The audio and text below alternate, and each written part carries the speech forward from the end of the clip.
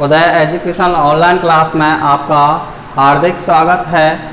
पहला वीडियो हम वर्ण प्रकरण पूरा क्लियर कर चुके हैं। अब अगला है उच्चारण स्थान।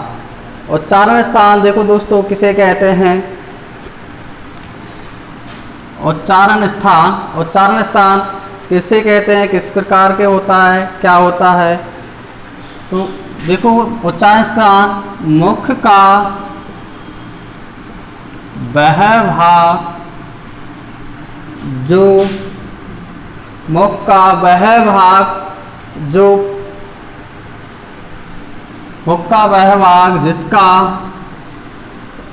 जिसका प्रयोग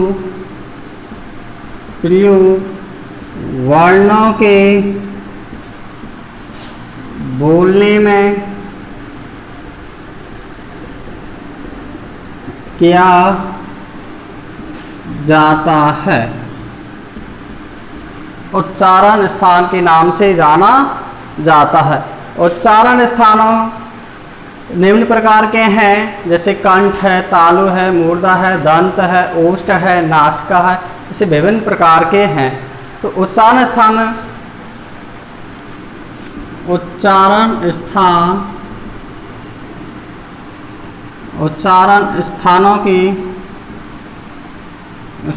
की संख्या संस्कृत में 8 है। उच्चारण स्थान है जो संस्कृत में 8 हैं। ये निम्न प्रकार के हैं। निम्न प्रकार है, कौन कौन से 8 हैं।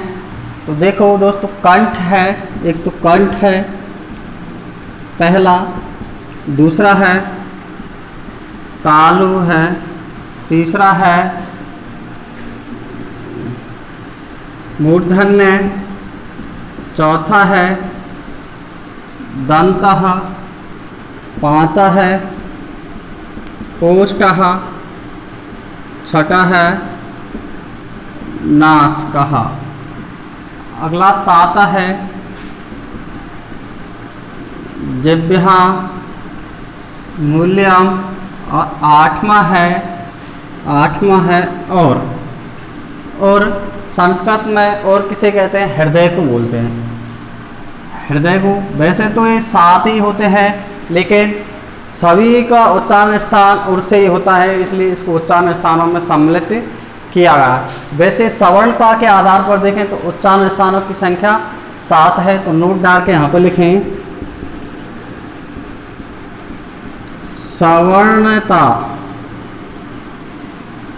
सवर्णता के आधार पर उच्चारण स्थानों की संख्या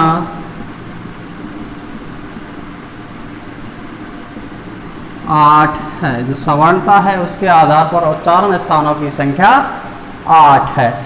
उनको विभिन्न प्रकार से उच्चारण स्थानों के आधार पर 7 है। वैसे सामान्य रूप में 8 है, लेकिन सवर्णता के आधार पर 7 है।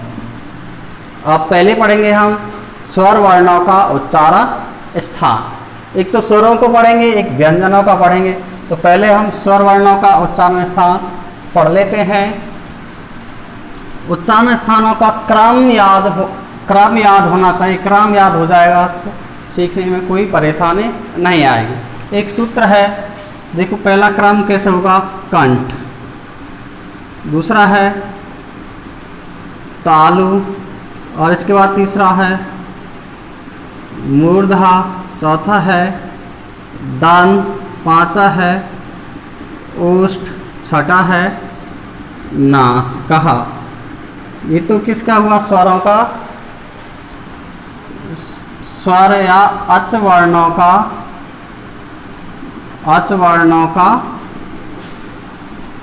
उच्चारण स्थान। अच या स्वर वर्णों का उच्चारण स्थान, जैसे इसको अन्य नाम से K T M T O N, KTM down एक ट्रिक है। KTM डाउन तो के ते कंठ हुआ, ती से तालु, एम से मूर्जा, दी से दंड, ओ ते ओष्ठ, एन ते नासिका। तो इनका क्रम है, क्रम याद होना चाहिए। कंठ में देखो उस स्वर में कौन कौन से वर्ण आते हैं, स्वर 13 ही हैं। कौन कौन से हैं? अ, आ, ई, बड़ी ई, ऊ, बड़ा ऊ, री, री, लरी,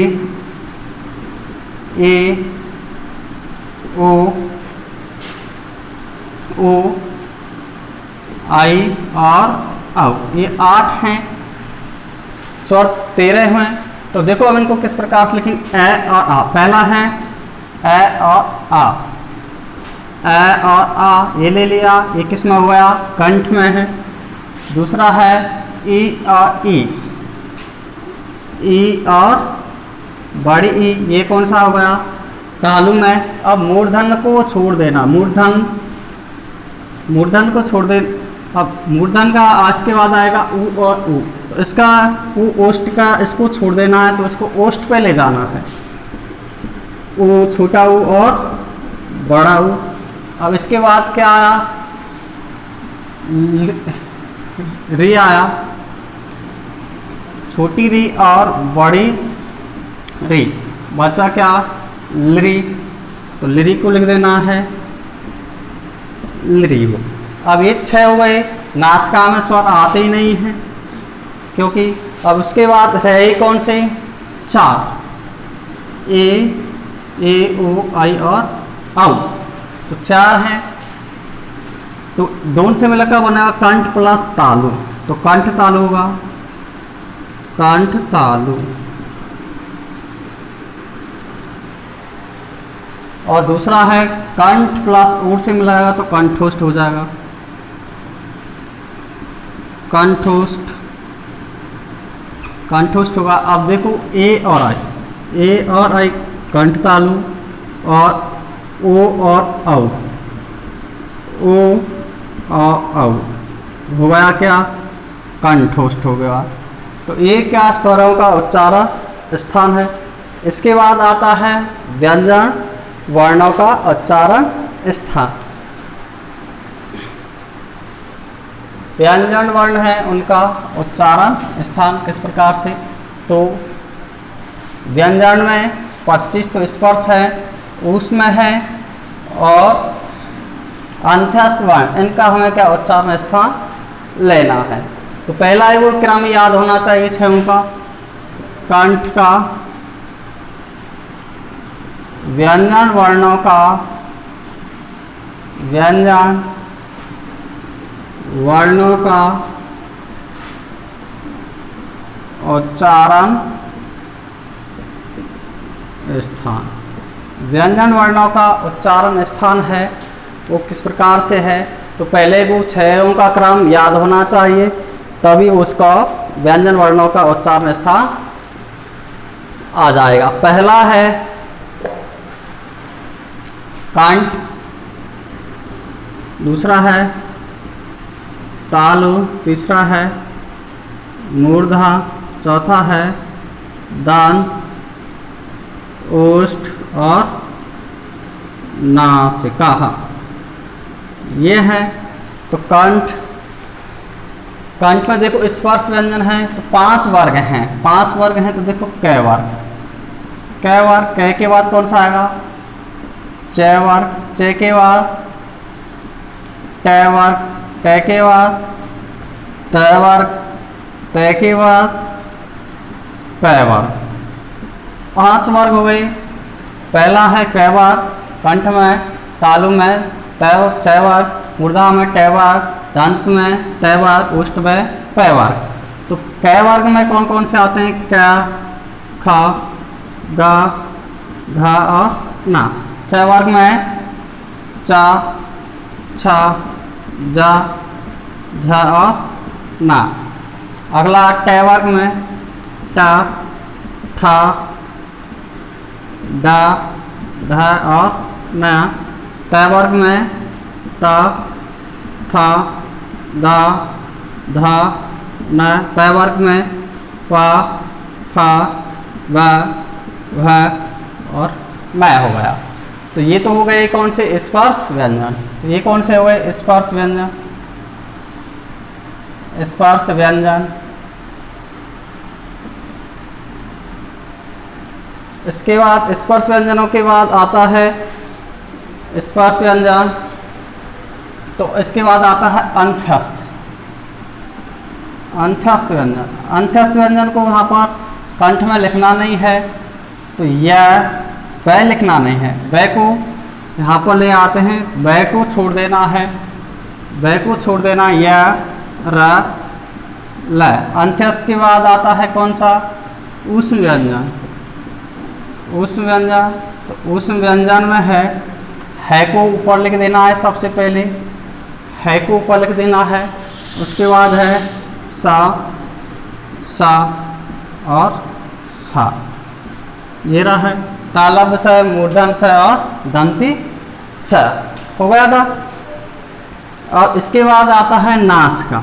नास का है तो इसको पांचों वर्गों के न हैं, पांचों वर्गों के न हैं, उनको लिख देना है। उन्हें यम गणनम के नाम से जाना जाता है, यम गणनम के नाम से जाना जाता। और इसके बाद आता है एक शेष बचा, कौन सा, दंतोष्ठ। दंतोष्ठ में बच रहा है क्या, इधर से ये वह बच रहा है, तो इसको यहाँ से वो हटा के यहाँ पे वह को लिख देंगे, तो व्यंजन वर्णों का उच्चारण स्थान हो गया। इसके बाद इसका संक्षिप्त सारणी आगे की वीडियो में बनाएंगे।